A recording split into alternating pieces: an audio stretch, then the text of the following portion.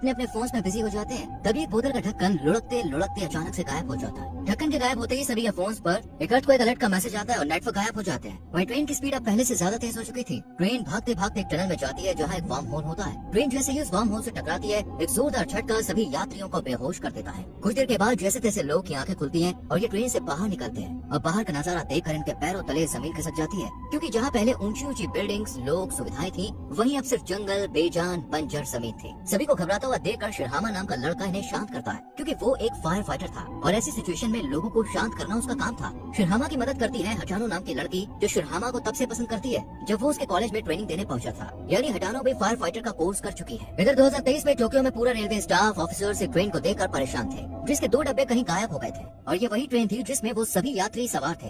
यानी वो इकलौता डिब्बा नहीं है जो राह भटक गया, बल्कि एक और डिब्बा भी कहीं गायब है। पर कहाँ, ये हमें आगे पता चलेगा। यहाँ पर कुछ लोग टनल में दोनों डिब्बों को ढूंढने के लिए जाते हैं। वहीं दूसरी तरफ शिरहामा और हटानो एक और पैसेंजर के साथ टनल में जाते हैं और सामने से आ रही रोशनी को देखकर खुश हो जाते हैं। इधर इन कर्मचारियों को भी एक रोशनी नजर आ रही थी, जिसे देखकर ये सोचते हैं कि शायद वो सभी लोग मिल गए। लेकिन ये तब मायूस हो जाते हैं जब सामने से इन्हीं के टीम के कुछ मेंबर्स आते हैं जो उन लोगों को ढूंढने के लिए निकले थे। इधर शिरहामा, हटानो और एक पैसेंजर को टनल से बाहर सूरज की रोशनी नजर आती है और जब वो कुछ ऊंचाई पर चढ़कर देखते हैं तो ये देखकर दंग रह जाते हैं कि चारों तरफ सिर्फ रेगिस्तान ही रेगिस्तान है और कुछ भी नहीं। ये तीनों फॉरेन ट्रेन के डिब्बे में बैठे पैसेंजर्स को आंखों देखा हाल सुनाते हैं, लेकिन कोई भी ट्रस्ट नहीं करता। तब ये वीडियोस दिखाते हैं और सब परेशान हो जाते हैं। अब इन्हें यहाँ से कौन निकालेगा, क्योंकि यहाँ तो कोई इंसान ही नहीं है। देखते ही देखते 7 घंटे का समय गुजर जाता है और अब सभी को भूख परेशान करने लगती है। ज्यादा कुछ तो था नहीं, इसलिए कुछ स्नैक्स जो कुछ लोग के पास पड़े थे वो उन्हें सबके साथ शेयर करते हैं। यहाँ पर रैना नाम की लड़की सबके बैग्स चोरी चुपके चेक करती है ताकि उसे कुछ खाने को मिल सके। रैना को नाओया के बैग में कैंची और जेल का एक लेटर मिलता है और वो सबको चिल्ला चिल्ला के बताती है कि नाओया क्रिमिनल है और उसके बैग में जेल का लेटर भी है। नाओया सबको समझाने की कोशिश करता है लेकिन कोई उसकी नहीं सुनता,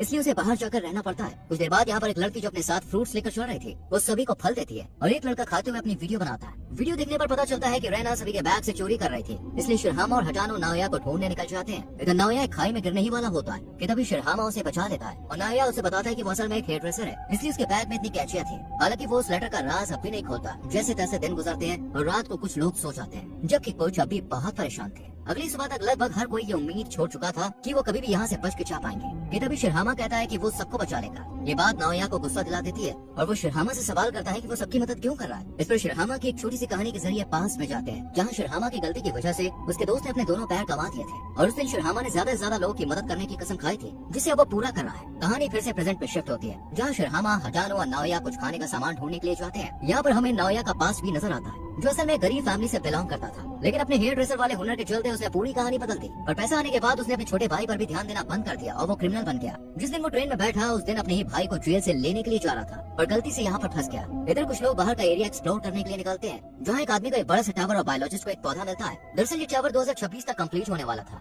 जबकि ये पौधा 2023 के लगभग 30 साल बाद उग सकता था। इन दोनों ही चीजों को देखकर ये समझ चुके थे कि ये सब किसी तरह फ्यूचर में आ गए। इधर 2023 में टोक्यो की गवर्नमेंट ऑफिशियल ट्रेन के 2 डिब्बों के गायब होने की अनाउंस करती है और बताती है कि इन डिब्बों में करीब 100 लोग थे। यहाँ शिरहामा, हटानो, नाओया और बायोलॉजिस्ट पानी की तलाश में निकलते हैं, क्योंकि सभी को अब जोरों की प्यास लगी थी और पानी के बिना ज्यादा टाइम तक सर्वाइव करना भी मुश्किल था। बायोलॉजिस्ट के अनुसार पानी आसपास ही होना चाहिए, क्योंकि उसे यहाँ एक प्लांट भी मिला है जो वहीं उगता है जहाँ नजदीक ही नदी, तालाब या समुद्र हो। चलते चलते इन्हें चट्टान नजर आती है जिस पर शिरहामा रस्सी की मदद से चढ़ता है। उसे पानी तो मिल जाता है, साथ ही एक भयानक नजारा भी दिखता है। दरअसल जहाँ पर कभी टोक्यो शहर देश हुआ करता था, वहाँ आज चारों ओर पानी ही पानी है। शिरहामा वापस लौटकर बाकी लोगों को भी ये वीडियो दिखाता है, जिस पर सभी परेशान हो जाते हैं। आखिरकार 2026 में क्या हुआ कि पूरी दुनिया ही तबाह हो गई। इसी रात याची बाहर जाता है और उस पर कुछ लोग हमला बोल देते हैं। याची जब अपने ऊपर हुए अटैक के बारे में बताता है तो कोई भी उसकी बातों पर यकीन नहीं करता, क्योंकि उन्हें लग रहा था कि यहाँ पर उनके सिवाय और कोई भी नहीं है। ये तभी यहाँ पर जोर से बारिश होती है और सभी लोग बहुत खुश होते हैं, क्योंकि इतने दिनों के बाद उन्हें इतना पानी मिला था जिसे वो पीते भी हैं और स्टोर भी करते हैं ताकि बाद में काम आ सके। अगले दिन बायोलॉजिस्ट ने कुछ प्लांट बेरीज इकट्ठा की थी जिन्हें खाया जा सकता था। फूड की होप मिलते ही कुछ लोग बाहर निकलते हैं ताकि बाकियों के लिए खाना ढूंढ सके,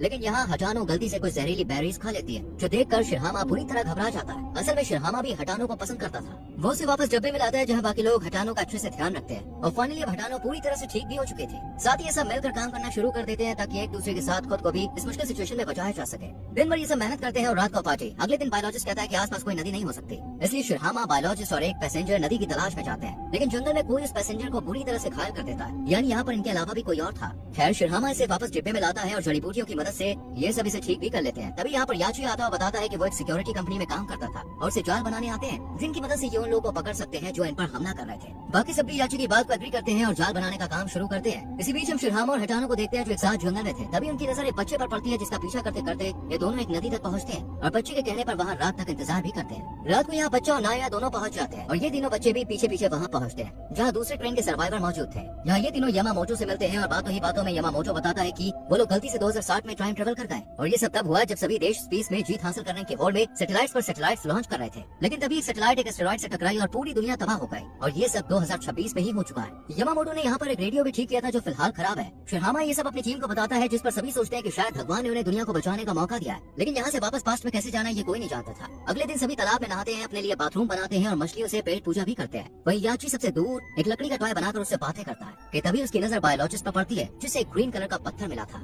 याची फौरन यामामोटो को इस पत्थर के बारे में बता देता है और कुछ खाना मिलने पर प्रॉमिस करता है कि वो इस ग्रुप की हर इन्फॉर्मेशन टाइम से उस तक पहुंचाता रहेगा। इधर हटानो और रैना किसी बात पर झगड़ने लगते हैं जिस वजह से रैना गुस्से में हटानो को धक्का देकर एक गड्ढे में गिरा देती है। जहाँ एक आदमी की लाश नजर आती है और ये दोनों बुरी तरह से डर जाती है। हटानो को गड्ढे से निकाल कर ये दोनों भागी नहीं थी कि तभी दूसरे ग्रुप के 3 लड़के इन्हें पकड़ लेते हैं। यहाँ पर रैना तो जैसे तैसे भाग जाती है लेकिन हटानो फंसी रह जाती है। रैना शिरहामा और बाकी ग्रुप मेंबर्स को इस सबके बारे में बताती है और शिरहामा, नाओया और दूसरे कुछ लोग हटानो को ढूंढने के लिए आते हैं। वो दूसरे ग्रुप के लीडर्स यानी यामामोटो के पास पहुंचते हैं और शिरहामा हटानो के बाहर, लेकिन यामामोटो माफी मांगते हुए ना में जवाब देता है। लेकिन शिरहामा को लग रहा था कि हटानो यहीं कहीं है और यामामोटो ने ही उसे छुपा कर रखा है, इसलिए वो उस डेड बॉडी के बारे में भी बताता है। जिस पर यामामोटो कहता है कि जब वो यहाँ पे आए थे तो एक आदमी ज्यादा ही हाइपर हो रहा था। उसने यामामोटो को मारने की कोशिश की और सेल्फ डिफेंस में यामामोटो ने उस आदमी को मार दिया। यहाँ से जाते ही शिरहामा खुद वेपन्स बनाने का डिसाइड करता है क्योंकि वो जानता था कि दूसरा ग्रुप पावरफुल है और वो उन पर हमला भी कर सकता है। इधर हटानो बचते बचाते एक शिप में आकर बैठ जाती है जहाँ कुछ देर के बाद यामामोटो भी आता है और रेडियो से बात करने की कोशिश करता है। लेकिन हटानो समझ जाती है कि सभी को बेवकूफ बना रहा है क्योंकि रेडियो के तार तो कटे हुए हैं, फिर सिग्नल कहाँ से आएगा।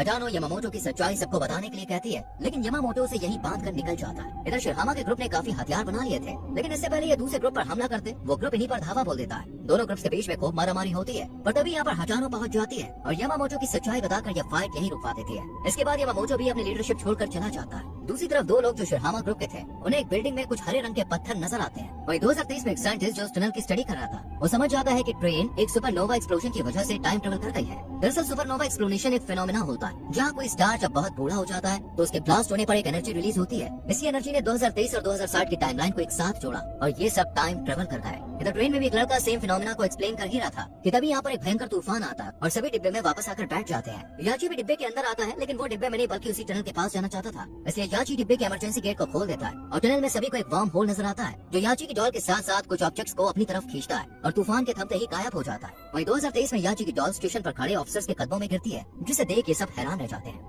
लेकिन यहाँ पर इन लोगों को समझ में आ गया था कि वापस अपने टाइम में जाने के लिए इन्हें उसी वार्म होल की और वार्म होल के लिए एनर्जी सॉलिड ऑब्जेक्ट की जरूरत है, इसलिए ये सब एक पावर हाउस की खोजबीन में लग जाते हैं और घंटों की मेहनत के बाद ये इसमें भी सफल हो जाते हैं। इसके बाद ये सब अपनी जरूरत की चीजों को इकट्ठा करके डब्बे की एक साइड को यूज कर आखिरकार वार्म होल क्रिएट कर लेते हैं और सभी डब्बे में चढ़ जाते हैं ताकि अपने टाइम में वापस जा सके। लेकिन याची ऐसा नहीं करता क्योंकि वो यहीं पे रहना चाहता था, इसलिए याची को आखिरी सलाम देकर ये सब पास में जाने के लिए निकल जाते हैं और एक झटके के कारण फिर से बेहोश हो जाते हैं। कुछ देर के बाद जब दोबारा इनकी आंखें खुलती है तो ये फिर से परेशान हो जाते हैं क्योंकि ये 2026 था, यानी ये गलती से 2026 में आ चुके हैं। इट मींस तब जब पूरी दुनिया तबाह होने वाली थी। ये सब यहाँ की सरकार अधिकारियों को समझाने की कोशिश करते हैं कि धरती तबाह होने वाली है, लेकिन कोई भी इनकी बातों पर यकीन नहीं करता और ये खबर पूरे शहर देश में आग की तरह फैल जाती है कि 2023 में गायब हुआ ट्रेन का डिब्बा 2026 में पहुंच चुका है। लेकिन क्योंकि सभी के चेहरे कंफर्म नहीं थे तो इनका मेडिकल कराया जाता है और ये बात कंफर्म हो जाती है कि ये सब वही है जो 2023 में गायब हुए थे। इसके बाद वही साइंटिस्ट जो एस्टेरॉइड पर रिसर्च कर रहा था इनसे मिलने पहुंचता है। वही एक रिच लेडी जो उसी ट्रेन की पैसेंजर भी रही है वो डायरेक्ट डिफेंस मिनिस्टर के पास पहुंचती है जहाँ पे उसे पता चलता है कि सरकार सब जानती है और इस खतरे को टालने की कोशिश भी जारी है।